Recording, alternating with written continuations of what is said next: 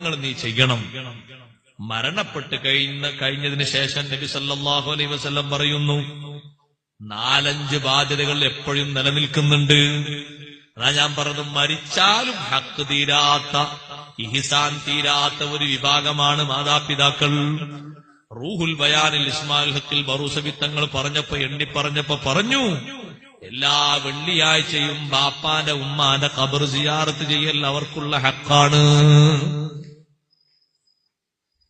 സാധിക്കാത്തവർ ഒരു ഫാത്തിഹയും യാസീനും മൂതി ഹദിയ ചെയ്യും. സാധിക്കുന്നവരെല്ലാ വെള്ളിയാഴ്ചയും പോവുക. 40 അന്ന് വരെ മാത്രല്ല കേട്ടോ, 1ാമത്തെ ആണ്ട് വരെയല്ല, എല്ലാ വെള്ളിയാഴ്ചയും നിങ്ങൾ ഇവിടെ ഉണ്ടോ എന്നാ പോണം. തിരക്കിനിടയിലും ബഹുമാനപ്പെട്ട ശൈഖുനാ ഉസ്താദ് അവർകൾ ആഫിയത്തുൽ ദീർഘായുസ്സ് കൊടുക്കട്ടെ. നമ്മൾ പഠിക്കുന്ന സമയത്ത് കാന്തപുരത്ത് ഉസ്താദ് ജുമാക്ക് വരുമ്പോ എപ്പോഴും എത്ര തിരക്കുണ്ടെങ്കിലും, ഞമ്മക്ക് അതിന്റെ ഒരു ചെറിയ ശതമാനം തിരക്കില്ലല്ലോ, എത്ര തിരക്കുണ്ടെങ്കിലും പോകുന്ന വഴിക്ക്, പള്ളിയിൽ നിന്ന് ഇങ്ങോട്ട് ഇറങ്ങുന്ന വഴിക്ക് പാപ്പാന്റെ ഖബറിനൊരു സലാം പറഞ്ഞ് ഒരു ചെറിയ ഫാത്തിഹ ഓതി ഒന്ന് ദ്വാരന്ന് എന്നങ്ങോട്ട് നീങ്ങാം. ബാപ്പാന്റെ ഉമ്മാന്റെ ആരൊരാളെ ഖബർ അവിടെ ഉണ്ട്, ഒരാളെ ഖബർ അപ്പുറത്ത് മങ്ങാടാണുള്ളത്. ഇരിക്കട്ടെ, 2 സ്ഥലത്തും വരുമ്പോ നാട്ടുകാർ പറയുന്ന അനുഭവമാണ്. ഒന്ന് ഒരു 5 മിനിറ്റ് അല്ലേ, ഒന്ന് ഫാത്തിഹ ഓതി ഇഖ്ലാസ് ഓതി മുഅവ്വിദത്തിന് ചെറിയൊരു ദുആ. അതെല്ലാ വെള്ളിയാഴ്ചയും വേണം, അത് ഹക്കാണ് എന്ന് ഇസ്മായിൽ ഹക്കിൽ ബറൂസബി തങ്ങൾ. 2ാമത്തെ ഹക്കായി മഹാനവറുകൾ എണ്ണുന്നത്, എല്ലാ ഫർദ് നിസ്കാരത്തിന്റെയും ഉടനെ ദുആ ചെയ്യണം. ബാപ്പക്ക് ഉമ്മക്ക് വേണ്ടി അല്ലാഹു തആല ദുആർക്കേണ്ട ഒരു ശൈലി പഠിപ്പിച്ച ഒരേ ഒരു വിഭാഗം മാതാപിതാക്കൾ മാത്രമാണ്. ആലോചിച്ചു, ഉസ്താദുമാർക്ക് എങ്ങനെ ദുആർക്കേണ്ടെന്നുള്ള പഠിപ്പിച്ചു, മാതാപിതാക്കൾക്ക് എങ്ങനെ ദുആർക്കേണ്ടി. ഇനി അതിന് പുതിയൊരു അറബി നിങ്ങൾ ഉണ്ടാക്കണ്ട. റബ്ബിർഹംഹുമാ കമാ റബ്ബയാനി സഗീറാ. അതങ്ങനെ പറയാൻ തന്നെ അള്ളാഹു പഠിപ്പിച്ചില്ലേ? അവ എത്രമാത്രം വലിയൊരു പ്രാർത്ഥനയാണ്. ഇങ്ങനെ തന്നെ പറയണം. കാരണം ആ പ്രാർത്ഥനയിൽ കിട്ടുന്ന ആ ഒരു മധുരവും ആ ഒരു ആശയവും വേറൊരു പ്രാർത്ഥനക്കും കിട്ടൂല. എത്ര വലുപ്പാണ് ആ പ്രാർത്ഥനയിൽ, അത് ധാരാളം വിശദീകരിക്കണം. ആ ഒരൊറ്റ പ്രാർത്ഥനയിൽ നിന്ന് തന്നെ 15 മസ്അലകൾ വിശദീകരിച്ചിട്ടുണ്ട് ഇമാം ഖുർത്തുബി തങ്ങൾ. കുട്ടികൾ ശബ്ദിക്കരുത്. 15 മസ്അലകൾ ഇമാം ഖുർത്തുബി തങ്ങൾ വിശദീകരിച്ചിട്ടുണ്ട് ആ ഒറ്റ പ്രാർത്ഥനയിൽ.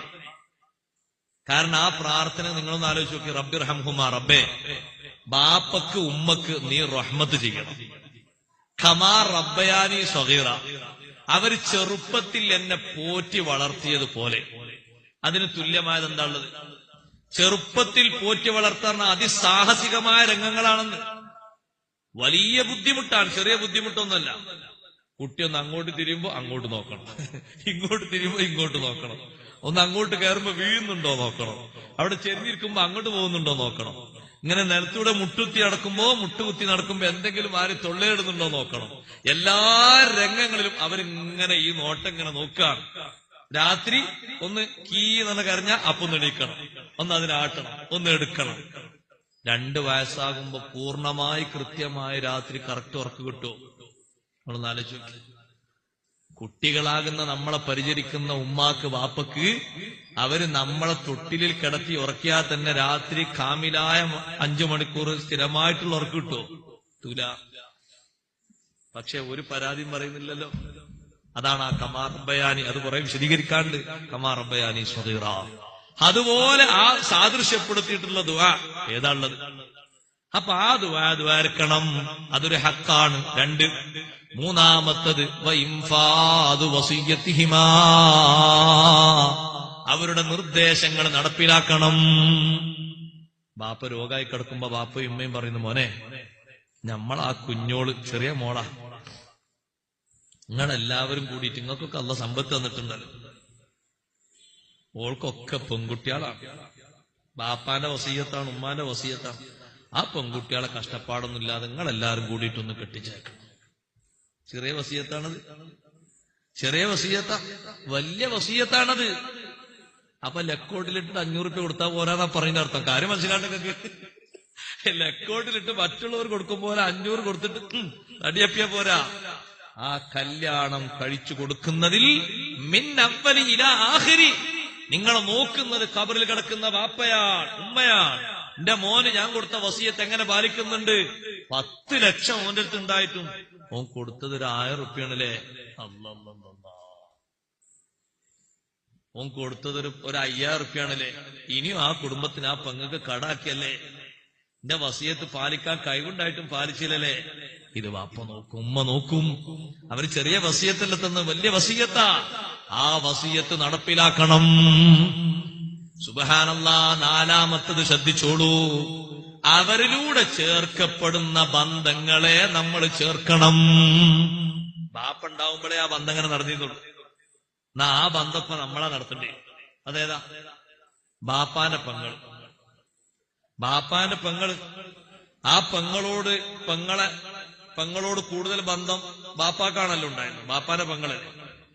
ഇപ്പോ ആ പെങ്ങളടുത്തേക്ക് പോകേണ്ടി ആരാ? ബാപ്പല്ല, നമ്മൾ പോണം. ബാപ്പാന്റെ സ്ഥാനത്ത് ഇപ്പൊ മക്കളാകുന്ന നമ്മളാണ് ആ ബന്ധം ചേർക്കേണ്ടത്. അത് ബാപ്പയിലൂടെ നമുക്കുണ്ടായിത്തീരേണ്ട ബന്ധമാണ് ബാപ്പാന്റെ പെങ്ങളോടുള്ള ബന്ധം. നമ്മൾ അമ്മായി എന്ന് വിളിക്കുന്ന ബാപ്പാന്റെ പെങ്ങൾ. അതേ രൂപത്തിൽ തന്നെ ബാപ്പയുടെ നേർക്കുനേരെയുള്ള സഹോദരനല്ല ഉമ്മത്തെ സഹോദരൻ. ബാപ്പയുടെ നേർക്കുനേരെ ബാപ്പയും ഉമ്മയും ഒത്ത സഹോദരനല്ല ബാപ്പത്തെ സഹോദരൻ. അവരോട് കണക്ഷൻ ബാപ്പയിലൂടെ ഉണ്ടായിരുന്ന കണക്ഷനാ. ഇന്ന് ബാപ്പ അത് ചേർക്കാനില്ല, നമ്മൾ ചേർക്കണം. 5-മത്തത് എന്താണെന്നറിയോ? ബാപ്പാന്റെ സുഹൃത്തുക്കളോടുള്ള ബന്ധം പുലർത്തണം. ഇതിനൊക്കെ കൂടി നമ്മളെ നാട്ടിലെ ആണ്ടർദിയിലെ ഒരാണ്ട് ബാപ്പാന്റെ സുഹൃത്തുക്കൾ ആണ്ടിങ്ങനെ വെക്കുമ്പോ ഉമ്മ പറയും, അല്ലെങ്കിൽ ബന്ധുക്കൾ പറയും, പിന്നെ മറ്റേ ആ കാക്കാനൊക്കെ വിളിക്കണം, ഓലൊക്കെ ബാപ്പാനൊപ്പം ജോലി എടുത്തോലാണ്, ഒപ്പം പഠിച്ചോലാണ്, ഒപ്പം നടന്നോലാണ്, ലാസ്റ്റ് ബാപ്പ മരിക്കുമ്പോ ഹോസ്പിറ്റലിൽ ഉള്ളോലാണ്, അത്രയും വലിയ ഫ്രണ്ട്ഷിപ്പ് കൊടുക്കണം, ഓലൊക്കെ വിളിക്കണം. ഈ ഒരു ബന്ധം ചേർക്കാൻ ഒരു ആണ്ടുണ്ടായിരുന്നു. ആ ആണ്ട് നമ്മളെ നാട്ടിലേക്ക് എത്ര അതിന്റെ കൊല്ലത്തിന്റെ എൻഡ് എന്ന് പറഞ്ഞാൽ നിങ്ങൾ നമ്മളെ ബാപ്പാനോടുള്ള ഇഷ്ടാപ്പ ഞാനീ പറയണത്. ബാപ്പ മരിച്ചു, ഒരു 3 ഒരു ചെറിയ മട്ടത്തിന്, ഒരു 7 കുറച്ചും കൂടി ഒരു വലിയ മട്ടത്തിൽ, 15 ഉണ്ടോ അവിടെ? 15 ചെറുകിട മട്ടത്തിൽ, 40 കുറച്ച് എല്ലാരും കുറിച്ച് ഒരു വലിയ ഈ മാതിരി വലിയ പന്തലൊക്കെ ഉണ്ട്. 1-മത്തെ ആണ്ടും കുറച്ച് വലുത്. 2-മത്തെ ആണ്ടായപ്പോ പള്ളിയിലെ ഉസ്താദും മുത്തല്ലിമീങ്ങളും 4 അയലൊക്കെക്കാരും ചുരുങ്ങി, ഒരു റൂമിൽ ചുരുങ്ങി. 3-മത്തെ ആണ്ടായപ്പോ മക്കൾ ഓരോരുത്തരും പറഞ്ഞു, ഇനി എല്ലാരും ഓരോരുത്തരെ വീട്ടിൽ വെച്ച് യാസീനുണ്ട് ഓതിയാ മതി. ഞമ്മക്ക് അന്നൊരു ഖബർ സിയാറത്തും ചെയ്തു പോരാ, പള്ളിയിൽ ഉസ്താദിനെ വിളിച്ച് സിയാറത്തും ചെയ്യാം. പിശുക്കൾ കൂടി നമുക്ക്. എന്നാ ആ മരിച്ചുപോയ ബാപ്പാന്റെ ആണ്ട് ലാസ്റ്റ് കൊല്ലം വരെ നടത്തി, നമുക്ക് ഓർമ്മല്ലേ? ആ ബാപ്പ ഉമ്മാന്റെ ആണ്ട്, മോനെ ഇന്ന് ഷാബാൻ 12 എന്റെ അമ്മ മരിച്ച ദിവസമാണ്. ഷാബാൻ 12 ഈ ഒരു 10-25 ആളെ വിളിച്ചോണ്ട്, ഉസ്താദിനെ വിളിച്ചോ, കുട്ടികളെയും വിളിച്ചോ, നമ്മൾ ആ കൂട്ടരൊക്കെ വിളിച്ചോ, അയൽക്കാരെ 5 ആൾക്കാരൊന്ന് വിളിച്ചോ, ഒരു 10-45 ആള്. അപ്പൊ ബാപ്പാക്ക് വയസ്സ് എത്ര? ബാപ്പാക്ക് വയസ്സ് 70. ഈ 70-മത്തെ വയസ്സിൽ ബാപ്പാന്റെ വാപ്പാന്റെ ആണ്ട് കഴിക്കുമ്പോഴും 25 ആള് 35 ആളുണ്ട്. 3-ാം കൊല്ലത്തിൽ നമ്മളെന്താ തീരുമാനിച്ചത്? ഇനി അവനവനെ വീട്ടിൽ വെച്ചങ്ങ് യാസീനും ഫാത്തിഹയും ഓതിയാ മതി, ഭക്ഷണം ഒരാൾക്കും കൊടുക്കണ്ടെന്നല്ലേ പറഞ്ഞ്. ഈ ഭക്ഷണം കൊടുക്കുന്നതിനോട് എന്തുണ്ടായിരുന്നു? ബാപ്പാന്റെ സുഹൃത്തുക്കൾ, അവരെ കൂട്ടുകാര്, ബാപ്പാനൊപ്പം ജോലി ചെയ്ത് ഇവരൊക്കെ ഒന്ന് ആത്മാർത്ഥമായിട്ട് ആമീൻ പറയുന്നു. ശരിയാണ്, മുപ്പര് മരിച്ച ദിവസമാണ്, നമ്മൾ ഒരുപാട് ഒരുമിച്ച് പഠിച്ചതാണ്. ഞങ്ങൾ ആ മരിച്ച അന്നും ഞങ്ങൾ പീടിക കയറി ചായ അടിച്ചിട്ടുണ്ട്. ആ ഒരു സുഹൃത്ത് ബന്ധത്തിൽ അവർ ആമീൻ പറഞ്ഞിരുന്നു. സുബ്ഹാനല്ലാഹ്. ബഹുമാനപ്പെട്ട സയ്യിദുനാ ഉമർ ഇബ്നുൽ ഖത്താബ് റളിയല്ലാഹു അൻഹുവിന്റെ പൊന്നോമന പുത്രൻ അബ്ദുല്ലാഹി ഇബ്നു ഉമർ റളിയല്ലാഹു അൻഹുമ ഒട്ടകപ്പുറത്ത് ഇങ്ങനെ സ്പീഡിൽ വരിക. അപ്പൊ ഒരാൾ കൈ ഇങ്ങനെ കാണിച്ചു, വണ്ടി നിർത്തണം നടത്തുന്ന കൈ കാണിച്ചു. ഇബ്നു ഉമർ റളിയല്ലാഹു അൻഹു ഷടം ബ്രേക്ക് ഇട്ട് നിർത്തി. അപ്പൊ ആ നിൽക്കുന്ന ഒരു ആറാബിയാണ്. ആ ആറാബി പറഞ്ഞു, നിങ്ങളെ ബാപ്പ എന്റെ സുഹൃത്താണ്. ഇബ്നു ഉമർ തങ്ങളോട് നിങ്ങളെ ബാപ്പ എന്റെ സുഹൃത്താന്ന് പറഞ്ഞ ഉടനെ തന്നെ വാഹനത്തുനിന്ന് ഒറ്റയിറക്കാൻ താഴോട്ട്. ബാപ്പാന്റെ സുഹൃത്താണിത്.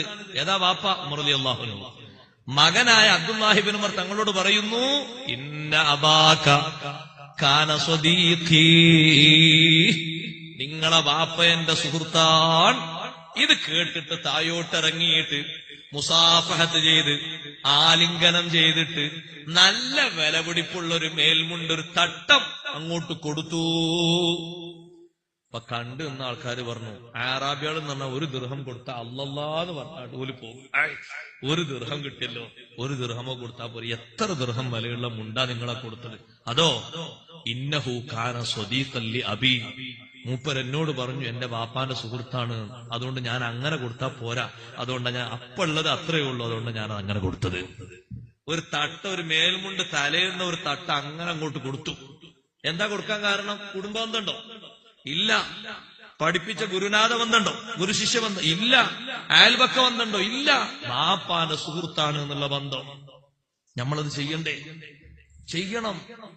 എന്റെ വാപ്പ എല്ലാ വെള്ളിയാഴ്ചയും ജുമാ നിസ്കാരം കഴിഞ്ഞാൽ, വാപ്പ മരണപ്പെട്ടു, അള്ളാഹു മഗ്ഫിറത്ത് എഴുതി കൊടുക്കട്ടെ, ജുമാ നിസ്കാരം കഴിഞ്ഞാൽ വാപ്പാന്റെ ഒരു തുണക്കാരൻ മൂപ്പര കൂടെ അങ്ങനെ നമ്മുടെ നാട്ടിലേക്ക് അങ്ങനെയാണല്ലോ. ജുമാ നിസ്കാരം നിന്ന് കയറി പീടിയെ കയറിയിട്ട് ചായ ഒന്ന് കുടിച്ച് വർത്താനൊക്കെ പറഞ്ഞ് എന്തെങ്കിലും ചെറുവക കടിയൊക്കെ ഉണ്ടെങ്കിൽ അതൊന്ന് കഴിച്ച പോലും ഇങ്ങനെ ഒരു സലാം പറഞ്ഞ് പിരിയും.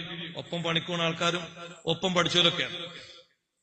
അപ്പൊ ബാപ്പ മരണപ്പെട്ട് ഞാനിങ്ങനെ അങ്ങാടിക്ക് ഇറങ്ങിയപ്പോ അന്നൊരു വെള്ളിയാഴ്ച, അപ്പോ ഒരാള് ബാപ്പാരെ തുണക്കാരൻ എന്നോട് പറഞ്ഞു, സാധാരണ വെള്ളിയാഴ്ച നിങ്ങളെ ബാപ്പയാണ് എനിക്ക് ചായ വാങ്ങി തരാറുള്ളത്, ഇന്നിപ്പോ എനിക്ക് നിങ്ങളെ കിട്ടിയത്, നമ്മള് ബേക്കോട്ടെടുക്കാൻ പറ്റും. എന്റെ മനസ്സിൽ അപ്പോ ഉദിച്ചത് ഈ സംഭവമാണ്. ബഹുമാനപ്പെട്ട സയ്യിദുന അബ്ദുല്ലാഹി ബിൻ ഉമർ റളിയല്ലാഹു അൻഹുമാ പാവപ്പെട്ട അറാബിക്ക് നിങ്ങളെ ബാപ്പന്റെ സുഹൃത്താന്ന് പറഞ്ഞപ്പോ തട്ട അങ്ങോട്ട് ഒന്നായിട്ട് കൊടുത്തു. ഞമ്മക്ക് എന്താ പോക, ഒരു 40 റുപ്യ 50 റുപ്യന്റെ ചെലവല്ലേ, അതിപ്പോ ഒരു വലിയ ചെലവാ. എന്നാലും മാനസികമായി കിട്ടുന്ന ഒരു സ്നേഹം ബാപ്പ ഖബറിൽ കിടന്നിട്ട് കാണൂലേ, ഓ എന്റെ സുഹൃത്തിനോട് എന്റെ മരണശേഷവും എന്റെ മകന് ബന്ധം പുലർത്തുന്നുണ്ടല്ലോ. ഇന്നമിൻ അബർറിൽ ബിർറി അൻ യസിലർ റജുലു വുദ്ദ അബീ, ഗുണത്തിൽ ഏറ്റവും നല്ല ഗുണത്തിൽപ്പെട്ടതാണ് ഒരാള് തന്റെ ബാപ്പാന്റെ സുഹൃത്തുക്കളോട് ബന്ധം പുലർത്തുക. ബാപ്പാന്റെ സ്നേഹിതന്മാര്, ഉമ്മാന്റെ കൂട്ടുകാരികൾ, അവരോട് ബന്ധം പുലർത്താൻ നമ്മുടെ നാട്ടിൽ തലമുറകളായി കൊണ്ടുവന്നിരുന്ന ഒന്നാണ് ആണ്ട്. അത് എടുത്തു പോകരുത്. അത് സർവ്വ ആപത്തിനും കാരണമാണ്, ബറക്കത്ത് കുറവിന് കാരണമാണ്. ആണ്ട് നിർത്തിപ്പോകരുത്. ആണ്ട് നിർത്തിപ്പോകാൻ പാടില്ല. അത് വലിയൊരു താല്ലുക്കാണ്, വലിയൊരു ബന്ധമാണ്. നമ്മളത് പുനഃസ്ഥാപിക്കണം. നിർത്തിയവര് അത് ആണ്ടർതിയിൽ കഴിയുമെങ്കിൽ അങ്ങനെ ചെയ്യണം. എല്ലാ കൊല്ലവും കഴിവനുസരിച്ച് ഉമ്മാന്റെ ബന്ധുക്കളടുത്തേക്ക് പോകുമ്പോ ഉമ്മ ഉണ്ടാവും കൂടെ. അപ്പൊ ഉമ്മാന്റെ നിർദ്ദേശം എന്താ? മനെ ബാപ്പാന്റെ എന്നാ ഉമ്മാന്റെ ബാപ്പാന്റെ വല്യമാര് ഓരോ കബറിങ്ങളൊന്ന് പോയിട്ടൊരു യാസീനോ ഇതായിരുന്നു വരണം. കാരണം ഈ വല്യപ്പാക്കും വല്യമാക്കും പേരക്കുട്ടിയായ എന്നിൽ നിന്ന് കിട്ടണമെന്നതല്ലേ. നിങ്ങൾ ആലോചിച്ചു നോക്കൂ. അത് ചെറിയൊരു കാര്യമല്ലല്ലോ, വലിയൊരു കാര്യമല്ലേ. അപ്പോ ഹബീബ് റസൂലുള്ളാഹി സ്വല്ലല്ലാഹു അലൈഹി വസല്ലം ഇങ്ങനെ ഹക്ക് പറഞ്ഞ ഒരു ഹക്ക് മാതാപിതാക്കളുടെ വഫാത്തിന് ശേഷം 5 എണ്ണമാണ് എണ്ണി പറഞ്ഞത്, മറക്കണ്ട. ആ 5 എണ്ണവും അങ്ങനെ തന്നെ വിശദീകരിച്ചിട്ടുണ്ട് മഹാന്മാർ. അവർക്കുള്ള പ്രാർത്ഥന, അവരുടെ വസിയത്ത് നടപ്പിലാക്കൽ, അവരെ ചെന്ന് സിയാറത്ത് ചെയ്യൽ, അവരുമായി ചേർക്കപ്പെടുന്ന ബന്ധങ്ങളെ ചേർക്കൽ, അവരുടെ സുഹൃത്തുക്കളോട് സ്നേഹബന്ധം പുലർത്തൽ. അള്ളാഹു തൗഫീഖ് നൽകട്ടെ. ദീർഘിച്ചു പറയണം, ഞാനിവിടെ അവസാനിപ്പിക്കുന്നു. ദുആയിലേക്ക് പ്രവേശിക്കുകയാണ്.